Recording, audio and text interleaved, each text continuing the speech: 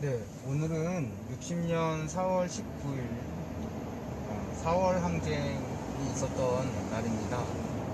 4월 항쟁은 여러분들이 다 아시다시피 3.15 부정선거로 인해서 그것이 도화선이 돼서 마산에서 먼저 시위가 일어났죠. 마산에서 부정선거에 대한 그런 시위가 일어났었고 독재 타도에 대한 이런 이야기들이 일어났었는데, 결정적으로 폭발하게 된 거는 당시에 이제 사망을 했었던 김지열 열사가 체르탄이 눈에 박힌 채 시신으로 떠올랐죠. 바닷속에서 시신으로 떠올라서 한 달 만에 그런 것들이 이제 발견되면서 본격적인 그런 대통령 이승만 전에 대한 그런 하야에 대한 이야기들이 터져 나왔습니다. 근데 우리가 3.15 부정선거에 대해서는, 그리고 마산의 김지열 열사에 대해서는 많이 알고들 계시는데, 또 그것만 있을 것이 아니라 사실은 2월 28일 날 대구에서도 학생들이 시위를 벌입니다. 그러면서 대구 항쟁이 사실 그 전에도 있었고, 그리고 4.19가 본격적으로 일어나기 전에 4월 18일 날 고려대학교 학생들이 총궐기를 하다가 당시에 이제 정책 깡패들한테 맞고 뭐 죽고 이러는 과정 속에서 4월 19일 날 전국적인 그런 대통령 하야에 대한, 이승만의 하야에 대한 이야기들이 이제 올라오면서 실질적으로 민중 항쟁이 승리를 하게 되는 그런 역사적인 날이기도 합니다.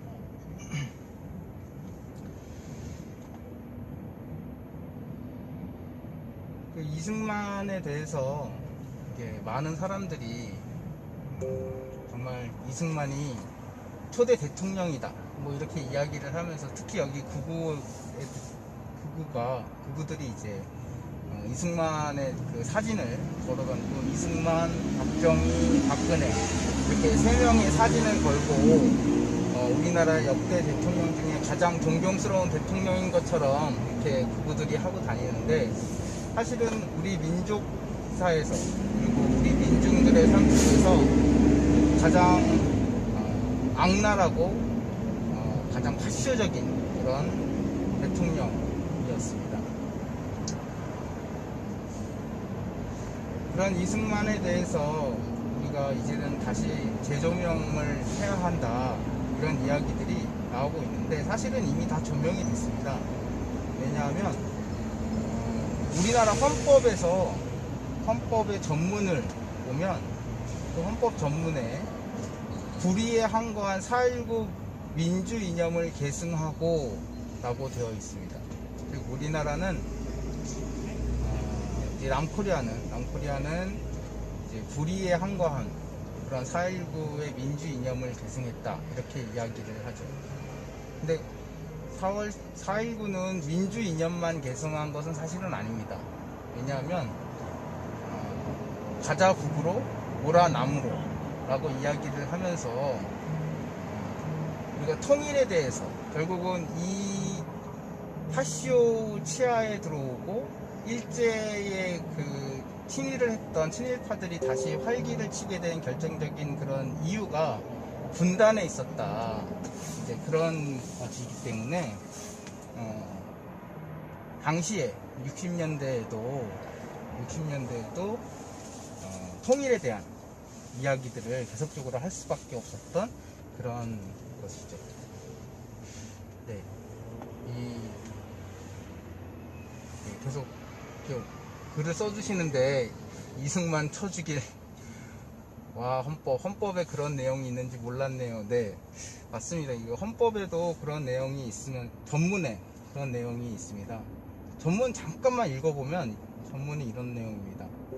유구한 역사와 전통에 빛나는 우리 대한민국은 3.1 운동으로 건립된 대한민국 임시정부의 법통과 불의에 항거한 4.19 민주 이념을 계승하고 조국의 민주개혁과 평화적 통일의 사명에 입각하여 정의의 인도와 동포애로서 민족의 단결을 공고히 하고 모든 사회적 폐습과 불의를 타파하며 자율과 조화를 바탕으로 자유민주적 기본 질서를 더욱 확고히 하여 이렇게 쭉쭉쭉쭉 이렇게 이야기가 나옵니다. 그만큼 우리가 만들어진 우리나라가 지금 현재 민주주의에 대해서 이야기를 할 때 4.19를 빼놓을 수가 없습니다. 그러면 노래를 또 몇 곡 더 들을 텐데요.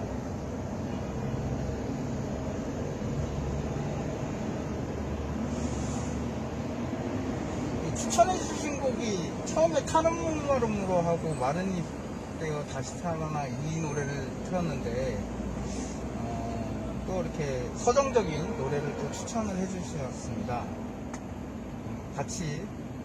그래도 같이 추천해 주셨으니까 같이 들어보도록 하겠습니다.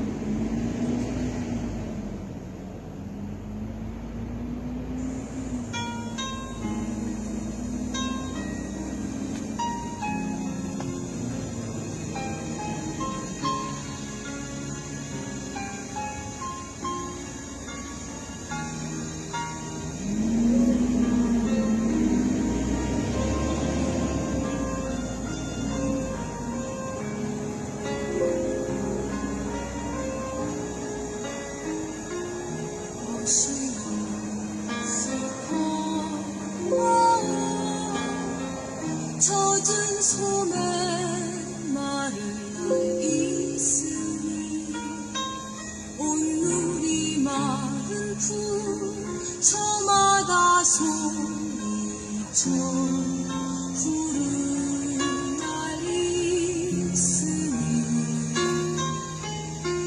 것이여 슬퍼 마음 내 항상 그대 곁에 있으니 이 시절 언제나 넉넉한 미소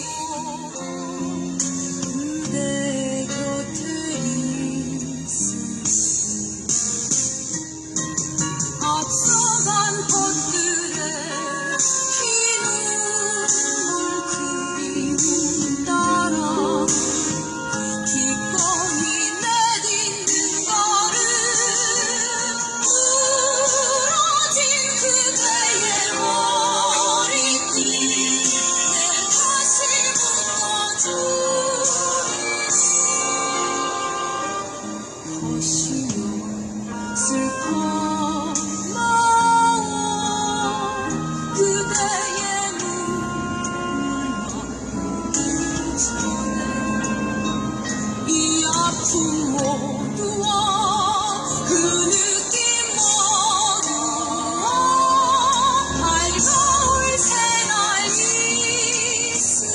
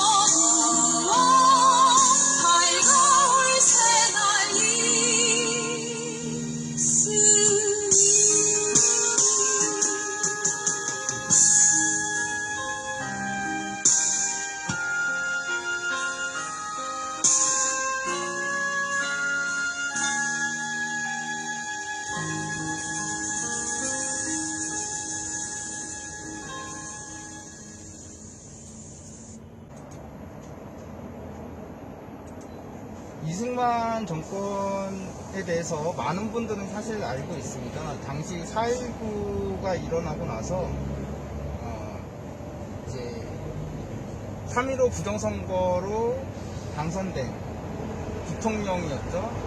이기붕은 자기 친아들 장남이 이승만의 양자로 들어갔었는데 그 장남이 이기붕의 그 가족 모두를 총살을 시키고 총살을 하고 그다음에 본인 또한 이제 총살을 하면서 일가족이 전부 다 죽음을 맞이했죠. 그리고 나서 이승만은 애도를 표한다 뭐 이런 식으로 하고 나서 바로 한 달 뒤에 이제 5월 그러니까 한 20며칠 정도쯤에 하와이로 이제 망명을 갑니다. 그래서 이러한 것들을 볼 때 이승만이 사실 유유하게 이렇게 하와이로 망명을 갔다라는 것 이제 그 자체가 이렇게 보면 당시에 이제 선열들이 4.19 항쟁을 통해서 실질적인 목적은 이승만의 하야로만이 아니라 이승만이 그동안 저질렀던 수많은 범죄들, 그 범죄들을 이제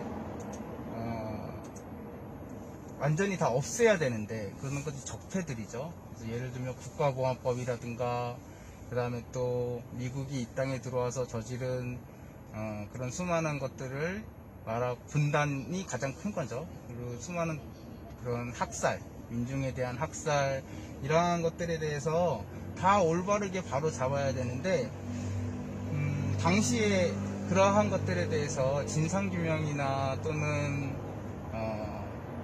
미군 철거라든가 이러한 것들이 제대로 이루어지진 않았어요.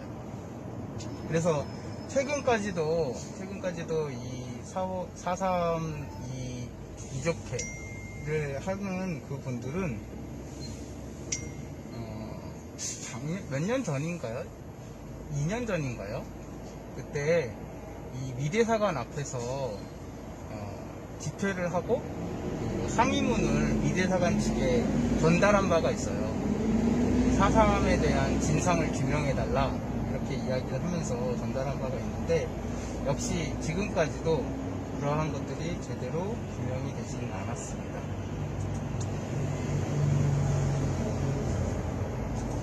이승만이 한 것에 대해서 잠깐 우리가 좀 되짚어보면 먼저 이승만은 48년도에 단선을 하면서 남과 북의 통일을 막고 실질적으로 분단을 하게 만든 장본인이죠. 물론 배후에 미국이 있었습니다. 그래서 당시에 김구나 여운형이나 이런 수많은 독립투사들이 남과 북이 함께 통일을 해야 된다라고 주장을 했지만 그러한 것들이 다 묵살되고 심지어 그 김구와 여운형 두 분은 이승만에 의해서 그리고 배후 미국에 의해서 암살이 되고 말죠.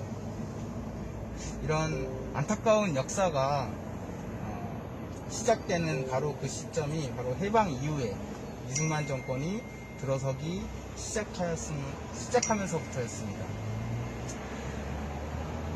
뿐만 아니라